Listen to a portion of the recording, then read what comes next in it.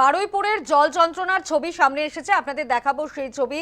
একেবারে দীর্ঘ কয়েক মাস ধরেই কিন্তু জল জমে রয়েছে রাস্তায়, কিন্তু কোনোভাবেই কিন্তু কোনো সমাধান সূত্র এখনো পর্যন্ত বেরোয়নি।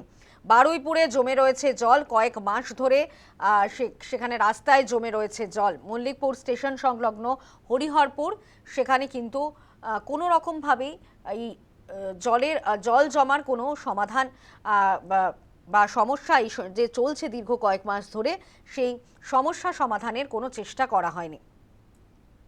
স্থানীয় মানুষরা কি অভিযোগ করছেন শোনাবো। এখন এই মল্লিকপুরে যা অবস্থা হয়েছে, রেল লাইনটা ছাড়াই মানে রেল লাইনের সুবিধা, কেননা রাস্তাঘাটে পুরো জল এবং বাজারঘাট এমনভাবে জমজম করে রেখে দিয়েছি, গ্যাঞ্জাম করে দিয়েছি, ওখানে যাতায়াত করা যায় না। রাস্তা বড় বড় গর্ত, হ্যাঁ রাস্তায় বড় বড় গর্ত, এবং মানে টোটো যেটা আছে না, সেখানে সবাই না হলে আবার ছাড়ে না, ওখানে রুটের একটা ব্যাপার আছে। ওই জন্য আমাদের কাছে রেল লাইনটা এখন খুব সচেতনভাবে একটু যেতে হয় ঠিকই, কিন্তু রেল লাইনটাই এখন আমাদের সুবিধা হয়ে গেছে। প্রচণ্ড একদম অসচেতন থাকলে খুবই বিপজ্জনক একটা জিনিস, তখন অ্যাক্সিডেন্ট হয়ে যেতে পারে।